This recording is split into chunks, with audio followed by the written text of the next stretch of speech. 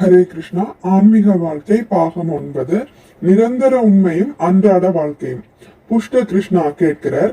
சுருதிகள் 4 வேதங்கள், உபனிஷத்துக்கள் மற்றும் வேதாந்த சூத்திரங்கள் உண்மையே உருவானவை. ஆனால் ஸ்மிருதிகள், அதாவது புராணங்கள், மகாபாரதம், இராமாயணம் மற்றும் வேத இலக்கியங்கள் நடத்தைக்குரிய சட்டங்களை வகுப்பவையாதலால் இதில் காலத்திற்கேற்ற மாற்றங்கள் தேவைப்படுகிறது. அனைத்து பிரிவினராலும் ஏற்றுக்கொள்ளப்படும் என்றால் புதிய ஸ்மிருதிகள் எவ்வாறு நடைமுறைக்கு வரும்? அவற்றை அனுமதிப்பது யார்? ஸ்ரீல பிரபுபாதர் கூறுகிறார், ஸ்மிருதி கடவுளிடம் இருந்தும் அவரது பிரதிநிதிகளிடமிருந்தும் வருகின்றது. சைதன்ய மகாபிரபுவை போன்ற ஆன்மீக வல்லுநர்களிடமிருந்து அவை வருகின்றன. இதற்கான அதிகாரத்தை வேதங்களும் சாஸ்திரங்களும் கொடுக்கின்றன. உதாரணமாக, கடவுளின் பெயரை உச்சாரணம் செய்வதே கடவுளை உணரும் பிரத்யேக முறையாகும். இக்கலியுகத்தில் கடவுளை உணர்வதற்கான ஒரே வழி கடவுளின் புனித நாமங்களை உச்சரிப்பது என்று அவை கூறுகின்றன.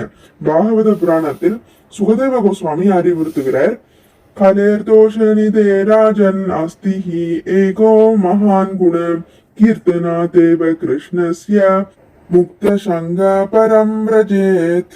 தவறுகள் நிறைந்த இந்த யுகத்தில் உள்ள பெரும் நன்மை என்னவெனில், ஹரே கிருஷ்ணா மகாமந்திரத்தை உச்சரிப்பதனால் ஒருவன் தூய்மையடைந்து எல்லா பௌதீக துயரங்களிலிருந்தும் விடுபடலாம் என்பதாகும். இவ்வாறு ஸ்ரீமத் பாகவதம் 12.3.51 கூறப்பட்டுள்ளது. எனவே இந்த ஸ்மிருதி கட்டளையை நாம் கைக்கொள்ள வேண்டும். மேலும் உலகெங்கிலும் இக்கட்டளையை பின்பற்றும் எல்லா தர மக்களையும் எவ்வாறு அது தூய்மைப்படுத்துகிறது என்பதையும் கண்கூடாக காண்கிறோம். கீர்த்தனாத் ஏவ கிருஷ்ணஸ்ய முக்த சங்க பரம் ரஜேத். கடவுளின் புனித நாமங்களை உச்சரியுங்கள், அப்போது விடுதலை அடைவீர்கள். புஷ்ட கிருஷ்ணா மேலும் கேட்கிறார், அப்படியானால் சுருதிகள் எப்பொழுதும் மாறுதலற்றது, பொருந்துவது என்றாகுமா? ஸ்ரீல பிரபுபாதா அதற்கு பதிலளிக்கிறார், ஆம், அனைத்தும் சுருதிகளையே அடிப்படையாக கொண்டுள்ளன. வேதாந்த சூத்திரங்கள் கூறுவது போல் அனாவிருத்தி சப்தாத், கடவுளின் புனித நாமங்களையும் அவரது புகழையும் உச்சரிப்பதனால் மட்டுமே, ஆன்மீக ஒளி அதிர்வினால் மட்டுமே ஒருவன் ஆன்மீகத்தை உணர முடியும்.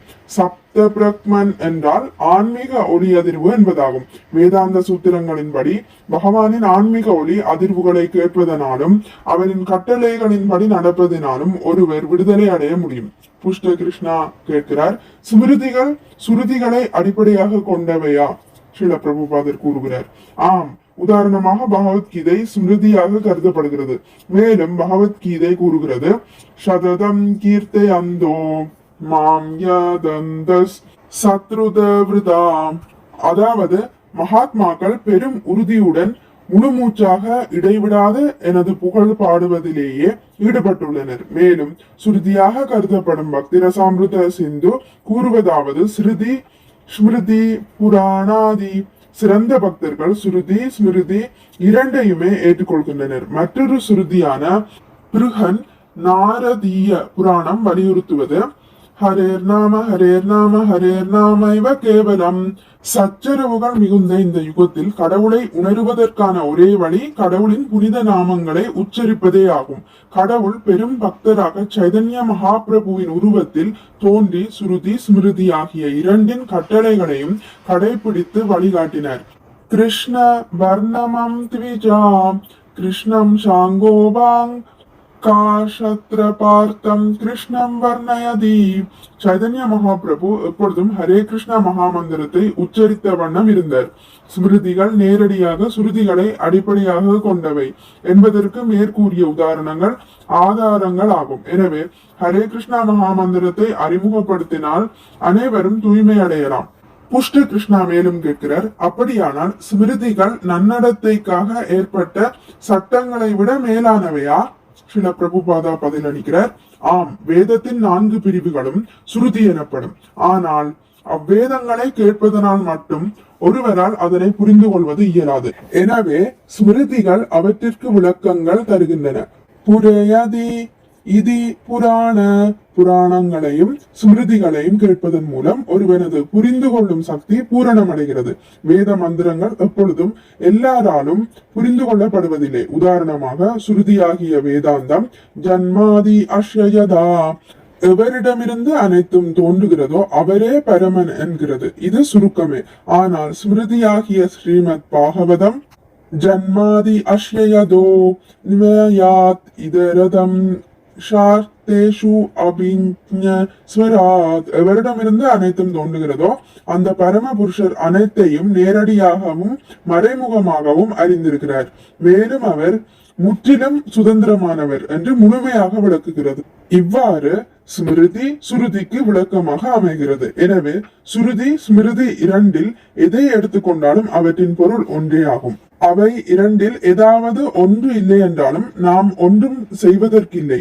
பக்தி ரசாமிருத சிந்துவில் 1.12.101 ஸ்ரீல ரூப கோஸ்வாமி கூறுகிறார், ஸ்ருதி ஸ்மிருதி புராணாதி பஞ்சராத்திர விதிம்பினா ஜகாந்திகி ஹரேர் பக்திர் உத்பாதாயைவ கல்பதே. ஸ்ருதி ஸ்மிருதி இரண்டையும் அணுகாமல் தூய்மை அடைவது அல்லது கடவுள் சிந்தனையுடன் இருப்பது என்பது இயலாததாகும். எனவே நாங்கள் பரப்பும் இந்த கிருஷ்ண உணர்வு இயக்கமானது கண்மூடித்தனமான செயல் அல்ல. இவ்வியக்கம் ஸ்ருதி ஸ்மிருதி மற்றும் பஞ்சராத்திரிகா விதியை அடிப்படையாக கொண்டதாகும். அதனால் தான் எங்கள் இயக்கம் பயனளிக்க கூடியதாக சக்தி வாய்ந்ததாக மாறி வருகிறது. ஹரே கிருஷ்ணா. இத்துடன் முடித்துக் கொள்கிறேன். இனி அடுத்த பதிவில் இதன் தொடர்ச்சி தொடரும். ஹரே கிருஷ்ணா.